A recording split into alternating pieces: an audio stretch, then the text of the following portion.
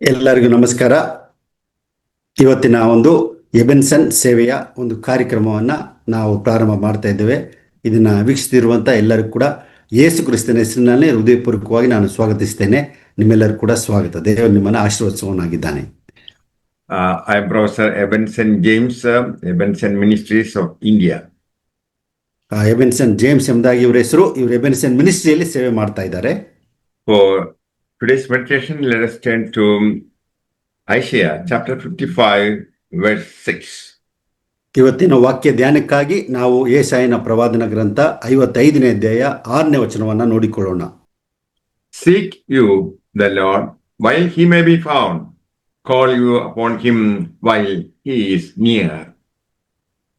ಯೆಹೋವನು ಸಿಕ್ಕುವ ಕಾಲದಲ್ಲಿ ಆತನನ್ನು ಆಶ್ರಯಿಸಿರಿ, ಆತನು ಸಮೀಪದಲ್ಲಿರುವಾಗ ಆತನಿಗೆ ಬಿನ್ನಹ ಮಾಡಿರಿ. God is a rewarder of those who diligently seek him. ದೇವರು ತನ್ನನ್ನು ಹುಡುಕುವವರಿಗೆ ಪ್ರತಿಫಲವನ್ನು ಕೊಡುವವನಾಗಿದ್ದಾನೆ. Jesus told the Samaritan woman that you don't know what you seek or who you seek. ಯೇಸು ಕ್ರಿಸ್ತನು ಸಮಾರ್ಯ ಮಹಿಳೆ ಹತ್ರ ಹೇಳ್ತಾನೆ, ನೀವು ಏನನ್ನ ಆರಾಧಿಸ್ತೀರಿ ಅಥವಾ ಏನು ಮಾಡ್ತಿದ್ದೀರಿ ಎಂಬುದಾಗಿ ನೀವು ತಿಳಿಯದವರಾಗಿದ್ದೀರಿ. You know not whom you worship. ನೀವು ಯಾರನ್ನ ಆರಾಧಿಸ್ತೀರಿ ಎಂಬುದಾಗಿ ನಿಮಗೆ ಗೊತ್ತಿಲ್ಲ. Those who seek God in their vain imagination will not have answers to prayer. ಯಾರು ವ್ಯರ್ಥ ಕಾರಣದಿಂದ ದೇವರನ್ನು ಹುಡುಕುತ್ತಾರೋ ಅವರು ದೇವರನ್ನ ಕಂಡುಕೊಳ್ಳಲಿಕ್ಕೆ ಸಾಧ್ಯವಿಲ್ಲ. How we should seek God? ನಾವು ದೇವರನ್ನ ಯಾವ ರೀತಿಯಾಗಿ ಹುಡುಕುವವರಾಗಿರಬೇಕು? Bible says, let the wicked forsake his ways, the unrighteous man his thoughts, and let him return to the Lord. He will have mercy upon him. ಸತ್ಯವೇದ ಹೇಳ್ತದೆ, ದುಷ್ಟನು ತನ್ನ ದುಷ್ಟತನವನ್ನು ಬಿಡಲಿ, ಅನೀತಿವಂತತನ ಬಿಟ್ಟು ದೇವರ ಬಳಿಗೆ ಬರಲಿ, ದೇವರು ಅವನಿಗೆ ಸಿಕ್ಕುತ್ತಾನೆ ಎಂಬುದಾಗಿ ಹೇಳುವಂತದ್ದಾಗಿದೆ. Let God change your thoughts and attitudes. ದೇವರು ನಿಮ್ಮ ಮನೋಭಾವಗಳನ್ನು, ನಿಮ್ಮ ಕಲ್ಪನೆಗಳನ್ನು ಆತನು ಬದಲಾಯಿಸುವವನಾಗಿದ್ದಾನೆ. Thoughts and ways go hand in hand. ಆ ಒಂದು ಕಲ್ಪನೆಗಳು ಮತ್ತು ನಡತೆಯು ಎರಡು ಜೊತೆಯಾಗಿ ಹೋಗುವಂತದ್ದಾಗಿದೆ. You do as you think. ನಾವು ಏನನ್ನು ಮಾಡ್ತೇವೆಂದ್ರೆ ಏನು ಯೋಚನೆ ಮಾಡುತ್ತೇವೋ ಅದನ್ನೇ ಮಾಡುತ್ತೇವೆ.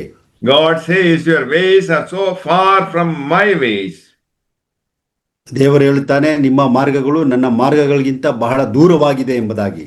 It's because your thoughts are so far from my thoughts. ಯಾಕೆಂದ್ರೆ ನನ್ನ ಆಲೋಚನೆಗಳು ನಿಮ್ಮ ಆಲೋಚನೆಗಳಿಗಿಂತ ಬಹಳ ಉನ್ನತವಾಗಿದೆ ಎಂಬುದಾಗಿ ನೋಡುತ್ತೇವೆ.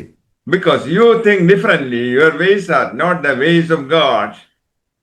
ನಾವು ವ್ಯತ್ಯಾಸವಾಗಿ ನಾವು ಯೋಚನೆ ಮಾಡ್ತೇವೆ. ನಮ್ಮ ಮಾರ್ಗಗಳು ದೇವರ ಮಾರ್ಗಗಳಲ್ಲ. Word of God is true and powerful to change your thoughts and ways. ದೇವರ ವಾಕ್ಯವು ಸತ್ಯವಾಗಿದೆ, ಬಲಯುತವಾಗಿದೆ. ಅದು ನಮ್ಮ ಯೋಚನೆಗಳನ್ನು ಅದು ಬದಲಾಯಿಸುವಂತದ್ದಾಗಿದೆ. If God said you are prosperous, you must be prosperous. ದೇವರು ನೀವು ಸಮೃದ್ಧಿ ಹೊಂದುತ್ತಾರೆ ಎಂಬುದಾಗಿ ಹೇಳುವಾಗ ನಾವು ಸಮೃದ್ಧಿಯನ್ನೇ ಹೊಂದುತ್ತೇವೆ. If God said you were healed, you must be healed.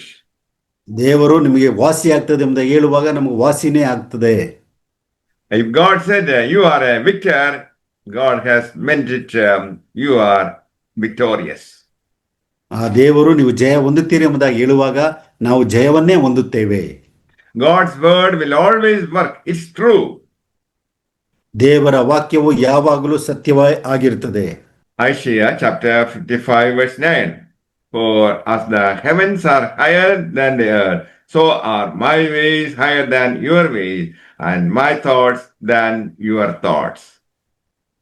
ಯೆಶಾಯನ ಪ್ರವಾದನ ಗ್ರಂಥ 55:9 ನಾವು ನೋಡ್ತೇವೆ. 8-9 ಕರ್ತನು ಯೆಹೋವನು ಹೀಗನ್ನುತ್ತಾನೆ, ನನ್ನ ಆಲೋಚನೆಗಳು ನಿಮ್ಮ ಆಲೋಚನೆಗಳಲ್ಲ, ನಿಮ್ಮ ಮಾರ್ಗಗಳು ನನ್ನ ಮಾರ್ಗಗಳಲ್ಲ. ಭೂಮಿಯ ಮೇಲೆ ಆಕಾಶವು ಎಷ್ಟು ಉನ್ನತವೋ ನಿಮ್ಮ ಮಾರ್ಗಗಳಿಗಿಂತ ನನ್ನ ಮಾರ್ಗಗಳು, ನಿಮ್ಮ ಆಲೋಚನೆಗಳಿಗಿಂತ ನನ್ನ ಆಲೋಚನೆಗಳು ಅಷ್ಟು ಉನ್ನತವಾಗಿವೆ. This is God's mind. ಇದು ದೇವರ ಯೋಚನೆಯಾಗಿದೆ. You can't walk in the right ways without the right thoughts. ನಾವು ಸರಿಯಾದ ಯೋಚನೆಗಳಿಲ್ಲದೆ ಸರಿಯಾದ ಮಾರ್ಗದಲ್ಲಿ ನಡೆಯಲು ಸಾಧ್ಯವಿಲ್ಲ. Bible demands renewal of the mind by the word of God. ನಾವು ಸತ್ಯವೇದವು ಹೇಳ್ತದೆ, ನಾವು ನೂತನ ಮನಸ್ಸನ್ನ ದೇವರ ವಾಕ್ಯದಿಂದ ಹೊಂದಿಕೊಂಡವರಾಗಿರಬೇಕು. Because the mind is not renewed. You are not thinking the way you are supposed to think. ನಾವು ನಮ್ಮ ಮನಸ್ಸು ನೂತನಗೊಳ್ಳದಿದ್ದರೆ ನಾವು ಯೋಚನೆ ಮಾಡಬೇಕಾದ ರೀತಿಯಲ್ಲಿ ನಾವು ಯೋಚಿಸಲಾಗುವುದಿಲ್ಲ. Let's turn to Jeremiah chapter 29 verse 11. ನಾವು ಯೆರೆಮೀಯ 29:11 ವಚನವನ್ನು ನೋಡೋಣ. For I know the thoughts that I think toward you, says the Lord, thoughts of peace and not of evil, to give you an expected end. ಯೆರೆಮೀಯ 29:11 ಇವರಿಗೆ ಗತಿ ಇರಲಿ, ನಿರೀಕ್ಷೆ ಇರಲಿ ಎಂದು ನಾನು ನಿಮ್ಮ ವಿಷಯದಲ್ಲಿ ಮಾಡಿಕೊಳ್ಳುತ್ತಿರುವ ಆಲೋಚನೆಗಳನ್ನು ನಾನೇ ಬಲ್ಲೆನು, ಅವು ಅಹಿತದ ಯೋಚನೆಗಳೆಲ್ಲ ಹಿತದ ಯೋಚನೆಗಳೇ ಎಂಬುದೇ. This is God's mind. ಇದು ದೇವರ ಆಲೋಚನೆಯಾಗಿದೆ. I know the thoughts I have for you. ನಾನು ನಿಮ್ಮ ಬಗ್ಗೆ ಇಟ್ಕೊಂಡಿರುವಂತಹ ಆಲೋಚನೆಗಳನ್ನು ನಾನೇ ಬಲ್ಲೆನು. I will give you all that you have expected. ನೀವು ಯೋಚನೆ ಮಾಡಿದಂಥದ್ದೆಲ್ಲವನ್ನು ಕೂಡ ದೇವರು ಕೊಡಲಿಕ್ಕೆ ಶಕ್ತನಾಗಿದ್ದಾನೆ. Thoughts God has for man are thoughts of peace and prosperity. ದೇವರು ಮನುಷ್ಯನ ಕಡೆಗೆ ಇಟ್ಟುಕೊಂಡಿರುವಂತಹ ಆಲೋಚನೆಗಳು ಅದು ಶಾಂತಿಯನ್ನು, ಸಮೃದ್ಧಿಯನ್ನು ಕೊಡುವಂತ ಆಲೋಚನೆಗಳೇ ಆಗಿವೆ. Why Jesus died on the cross and resurrected? ಯೇಸು ಕ್ರಿಸ್ತನು ಶಿಲುಬೆಯಲ್ಲಿ ಸತ್ತು ಆತನು ಪುನರುತ್ಥಾನ ಹೊಂದಿದ ನಂತರ It is to give you his life, mind and thoughts. ಆತನು ತನ್ನ ಒಂದು ಆಲೋಚನೆಯನ್ನ, ತನ್ನ ಒಂದು ಕಲ್ಪನೆಗಳನ್ನ ಕೊಡ್ಲಿಕ್ಕಾಗಿ ಆತನು ಹಾಗೆ ಮಾಡಿದ್ದಾನೆ. You think as the Lord thinks. ನಾವು ಯೆಹೋವನು ಯೋಚಿಸುವಂತೆಯೇ ನಾವು ಕೂಡ ಯೋಚನೆ ಮಾಡಲು ಶಕ್ತರಾಗುತ್ತೇವೆ. Meditate the word of God to align your thoughts to how God thinks and to align your ways to know his ways. ನಾವು ದೇವರ ಆಲೋಚನೆಗಳನ್ನ, ದೇವರ ಮಾರ್ಗಗಳನ್ನ ಕಂಡುಕೊಳ್ಳಿಕ್ಕೆ ದೇವರ ವಾಕ್ಯಗಳಲ್ಲಿ ನಾವು ತಲ್ಲೀನರಾಗಿರಬೇಕು.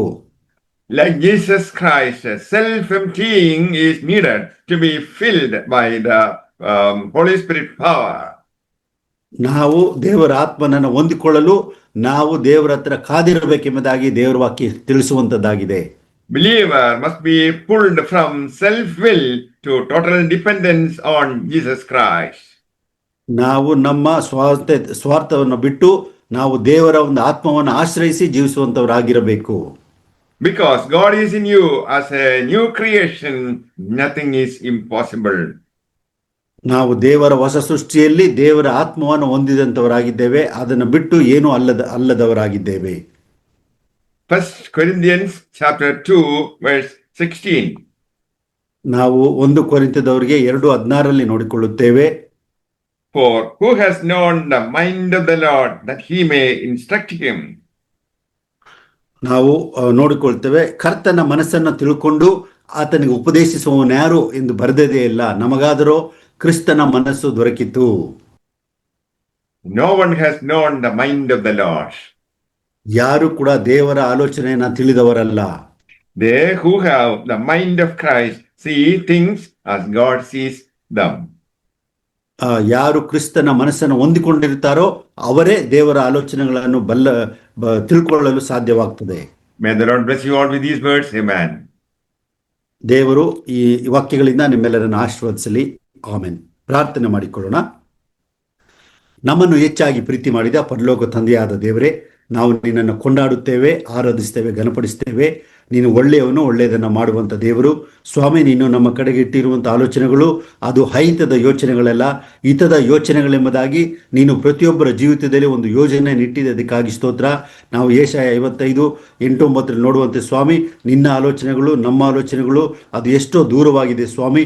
ಅದು ನಾವು ನಿನ್ನನ್ನು ತಿಳ್ಕೊಂಡಾಗ, ನೂತನ ಮನಸ್ಸನ್ನು ಹೊಂದಿಕೊಂಡಾಗ ನಾವು ನಿನ್ನ ಆಲೋಚನೆ ಪ್ರಕಾರ, ನಿನ್ನ ಮಾರ್ಗಗಳ ಪ್ರಕಾರ ನಡೀಲಿಕ್ಕೆ ಸಾಧ್ಯ ಆಗ್ತದೆ. ಅದಕ್ಕಾಗಿ ಸ್ತೋತ್ರ.